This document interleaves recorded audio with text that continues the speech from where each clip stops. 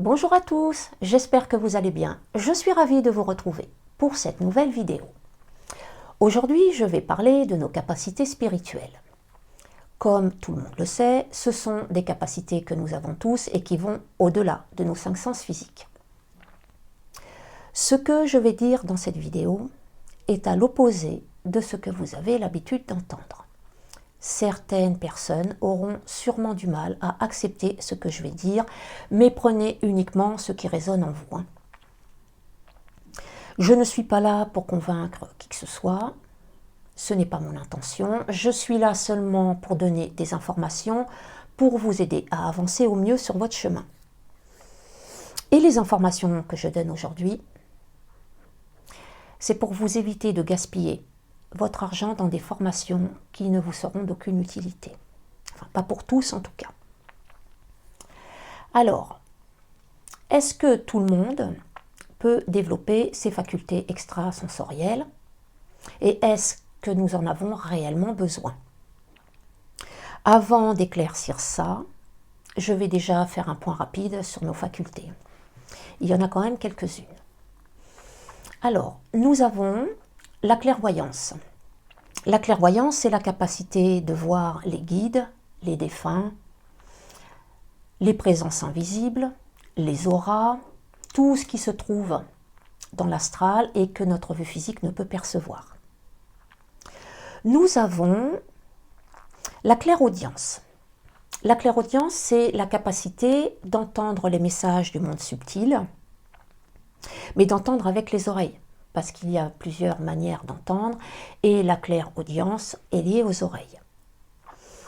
Nous avons la médiumnité. La médiumnité, c'est la capacité d'entendre les messages du monde subtil par la pensée. Ça arrive directement dans notre tête, et c'est là que ce n'est pas facile, parce que les médiums doivent faire la différence entre ce qu'ils reçoivent et leurs pensées. Et parfois, ce n'est pas toujours très juste. Nous avons aussi le clair ressenti. Le clair ressenti, c'est la capacité de recevoir de l'information par le biais du toucher, du corps, de l'aura. Le clair ressenti est très utile pour savoir si nous sommes dans un lieu qui est chargé, par exemple.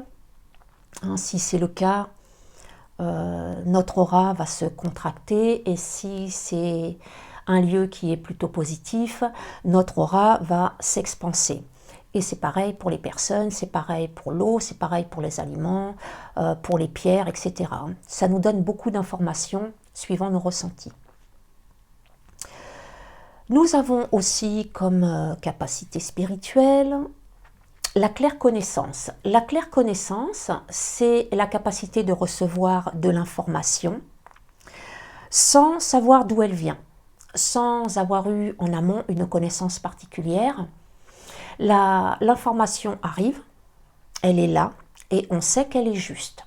C'est comme la science infuse, c'est pareil. Nous avons la clair-olfaction. La clair-olfaction, c'est la capacité de recevoir de l'information par le biais de l'odorat. Alors, nous recevons de l'information déjà par le biais de l'odorat quand nous avons quelque chose sous le nez, que ce soit de la nourriture ou que ce soit une fleur ou n'importe quoi. Nous recevons de l'information. Mais là, on reçoit de l'information sans rien avoir sous le nez. Ça peut être par exemple un défunt qui nous montre sa présence en nous faisant sentir un parfum qu'il portait dans son incarnation, par exemple. Et c'est pareil pour le goût. C'est la clair-gustation. C'est la capacité d'avoir cette saveur dans la bouche sans rien avoir. Nous avons aussi l'intuition. L'intuition, c'est la capacité de recevoir de l'information sous forme de ressenti. Et elle nous est envoyée par notre âme. Nous avons le magnétisme. Le magnétisme, c'est la capacité de soigner les autres avec sa propre énergie. Nous avons la télékinésie qui est la capacité de faire bouger des objets par la pensée, et puis la télépathie qui est la capacité de communiquer avec les autres par le biais de la pensée. Voilà, ça en fait quand même pas mal. Mais dans cette vidéo, je ne ferai référence uniquement qu'à certaines capacités, les plus courantes. Ça va être la clairaudience, la clairvoyance, la médiumnité, l'intuition, le magnétisme et le clair ressenti. Parce que les autres sont quand même assez rares, donc je pense que ce n'est pas la peine de revenir dessus.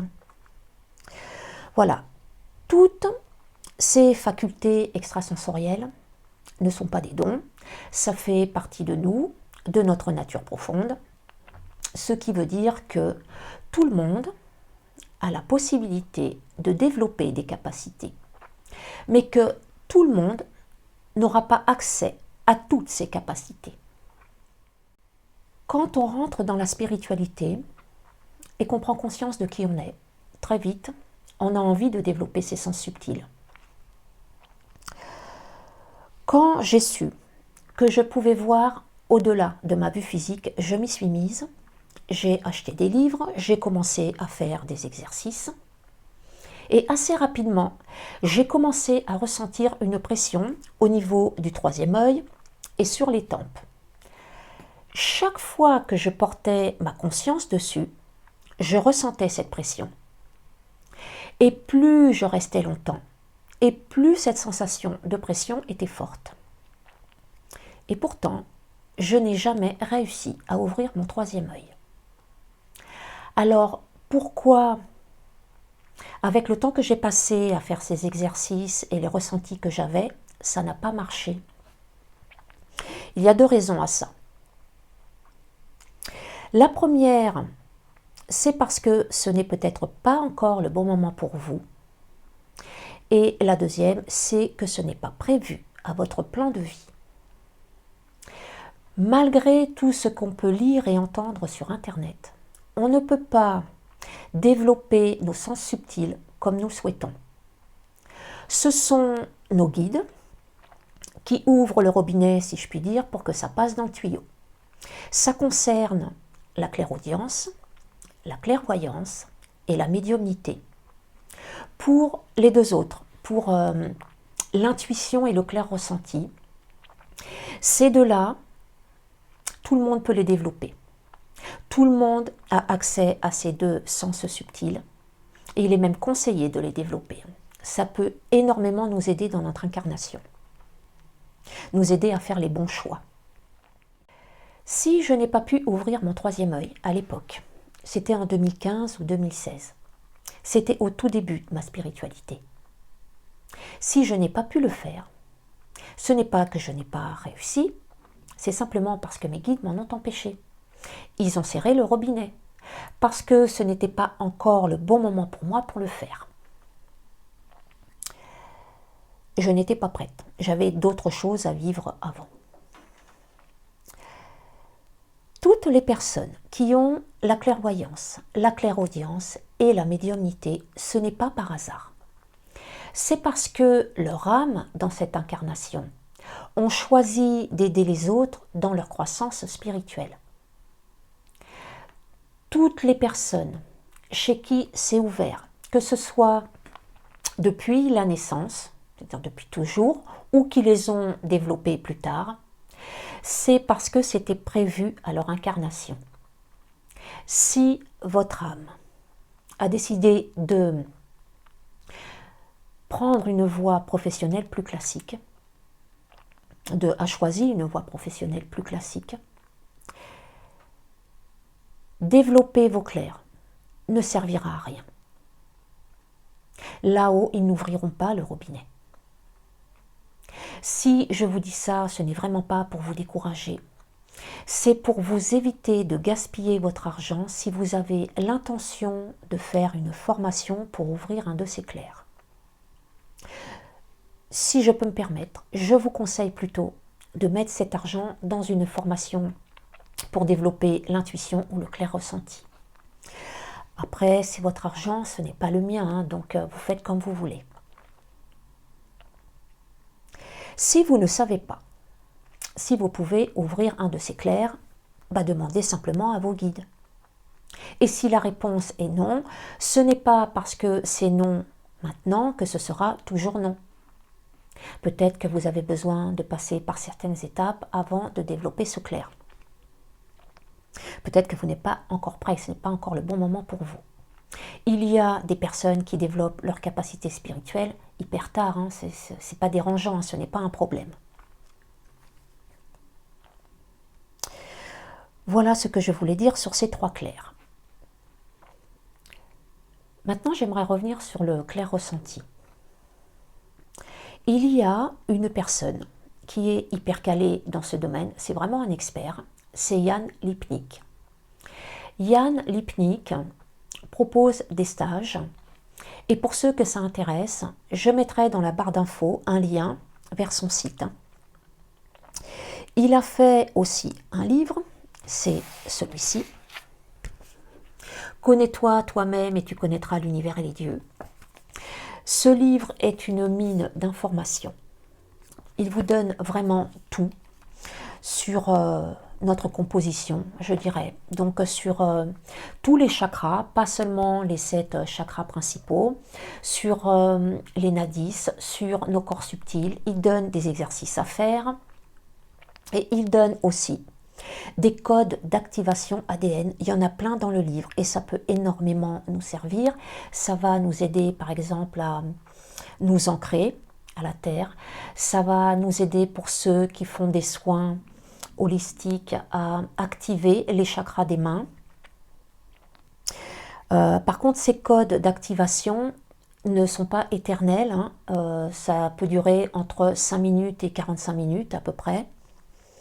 Voilà, mais il y a vraiment des codes d'activation pour tout, pour purifier, pour activer.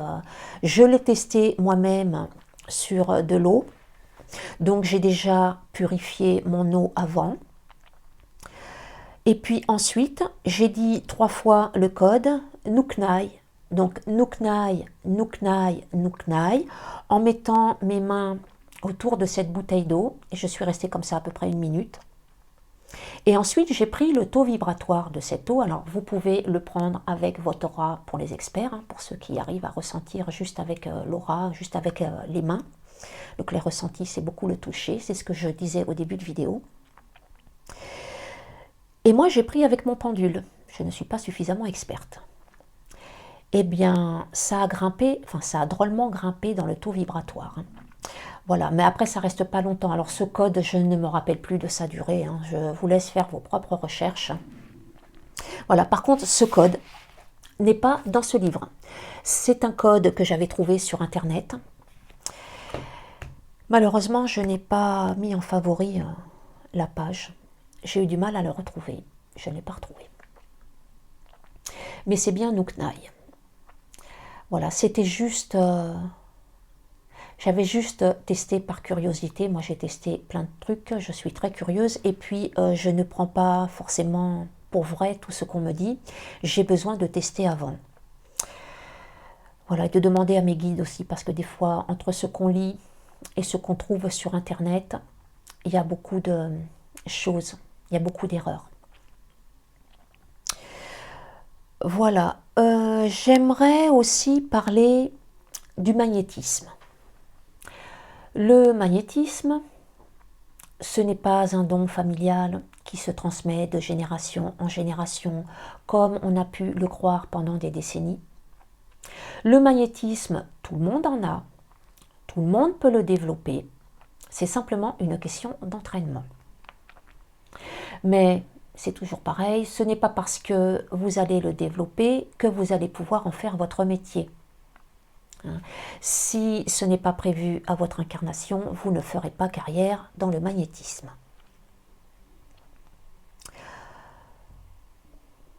Au début, quand on magnétise, il ne faut pas se poser trop de questions.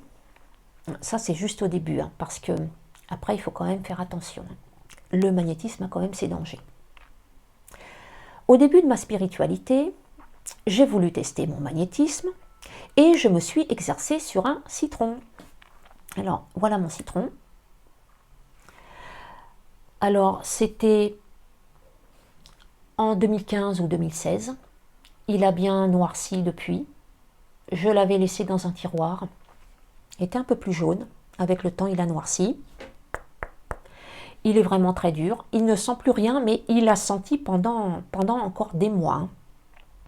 Voilà. Et ça, c'est mon citron témoin. Quand vous magnétisez, il faut toujours avoir un témoin. Donc, il n'a pas la même tête. Il est devenu hyper dur, donc je pense qu'il a profité aussi des bonnes ondes de celui-là. Peut-être je ne les ai pas assez éloignés. Voilà. Donc je me suis exercée sur un citron, je me suis exercée sur une tomate. La tomate est devenue très dure et la tomate témoin a pourri. La tomate, on peut magnétiser directement la tomate ou alors on peut magnétiser de l'eau et mettre la tomate dedans durant 24 heures, puis la sortir, la mettre sur une assiette et après vous laisser agir. Ma tomate est devenue dure. Je ne l'ai pas gardée. Ensuite, je l'ai coupée en deux et à l'intérieur, elle était un peu marron quand même. Voilà, donc il y avait vraiment quelque chose qui avait, ça avait agi. On peut magnétiser son eau. Donc, comment savoir si ça a fonctionné? Eh bien, simplement, vous la goûtez. Elle n'a pas le même goût.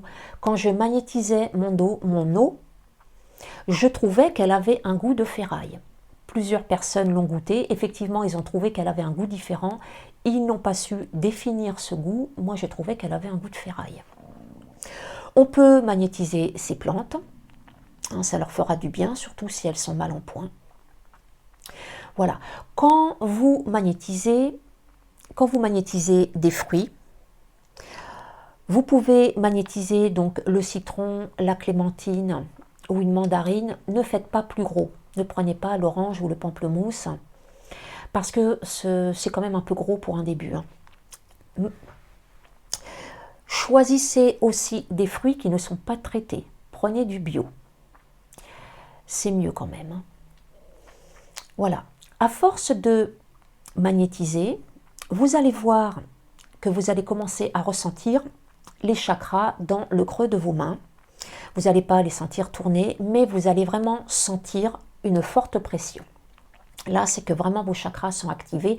Et après, donc, vous pouvez utiliser les codes de Jan Lipnik pour que ça soit encore plus puissant, je dirais. Le magnétisme. Ah oui, ce que je voulais dire aussi, c'est que quand ça se développe, au début, vous pouvez ne rien sentir dans vos mains. Et au fur et à mesure, vous allez sentir ou du chaud, ou du froid, ou des fourmillements. Ce n'est pas parce que vous sentez du froid que ça ne marche pas. C'est un des symptômes, je dirais, c'est chaud, froid ou fourmillement. Là, c'est activé. Je disais tout à l'heure que le magnétisme avait quand même ses dangers. Donc vous pouvez magnétiser des fruits, vos plantes, votre nourriture, de l'eau, etc., vos pierres. Par contre, si vous magnétisez sur quelqu'un, il faut faire attention parce que le magnétisme, ce n'est pas du Reiki. Le Reiki, vous utilisez l'énergie universelle, que le magnétisme, vous utilisez votre propre énergie. Donc déjà, vous allez vous vider. Quand vous allez finir votre soin, vous allez être complètement à plat. Et le danger est que vous risquez de prendre le mal de la personne que vous magnétisez. Si vous magnétisez un de vos enfants, votre mari ou votre femme, par exemple, parce qu'au début, on commence sur notre entourage, évidemment. De toute façon, si ce n'est pas prévu pour vous, vous n'irez pas magnétiser les autres, ça c'est sûr. Si vous magnétisez juste les gens qui vous entourent, il suffit d'un mal de tête d'un de vos enfants, si vous mettez vos mains sur lui, vous risquez d'attraper le mal. Donc, je vous conseille plutôt de faire une formation pour vous protéger. Et aussi pour faire des passes, parce que le magnétisme, c'est pas juste poser les mains sur quelqu'un, il y a des passes aussi à faire. Là, je ne vais pas m'étaler sur le sujet parce que je n'ai pas fait de formation en magnétisme et que je n'y connais pas grand-chose. Moi, je suis partie sur le Reiki. Voilà tout ce que je pouvais dire sur le magnétisme. Maintenant, il y a un petit outil qui peut vous aider à voir votre progression. C'est ce qu'on appelle le moteur de Tromelin. Voilà, donc c'est un bouchon, une aiguille et un papier d'alu. Donc vous posez ça sur un support, vous fermez la fenêtre parce que vous voyez, il suffit que je parle pour que ça tourne, donc en fait ça fausse le résultat. Vous le posez et vous mettez vos mains autour. Au début ça ne bouge pas, ça va prendre un petit peu de temps et puis ça va commencer à bouger. Quand vous mettez vos deux mains, donc ça tourne à droite ou à gauche, si vous mettez qu'une seule main, ça va, donc la main droite, ça va tourner dans le sens contraire d'une aiguille d'une montre. Si vous mettez la main gauche, ça va tourner dans le sens d'une aiguille d'une montre. Le plus difficile, quand vous mettez vos deux mains, ça va être de lui indiquer une direction. Parce que ça me le fait souvent, et c'est là que je vois que mes pensées ne sont pas encore... c'est encore très dispersé, c'est qu'il faut que ça tourne toujours dans le même sens. Voilà. Si ça tourne une fois à gauche, une fois à droite, c'est que là-dedans, c'est un peu le fouillis. Et ça, c'est pas toujours évident au début. Hein. Après, ça vient tout seul. Voilà. J'ai remarqué aussi, quand on développe certaines capacités, il y en a d'autres qui se développent aussi, sans le vouloir, sans le chercher. J'ai remarqué que quand je travaillais sur ce moteur de Tromelin, il était dans ma chambre et chaque fois que je rentrais dans ma chambre et que je mettais mon regard sur ce petit outil, il tournait tout seul. Je sens que j'avais besoin de poser les mains. Donc, ce que j'ai développé comme capacité, c'est la télékinésie. Je faisais bouger un objet par la pensée. Je ne le savais pas, je ne l'ai pas su pendant des années. C'est récemment en demandant à mes guides, puisqu'ils ont pris contact avec moi l'année dernière. Et c'est là qu'ils m'ont dit qu'effectivement, je faisais bouger ce moteur de Tromelin par la pensée.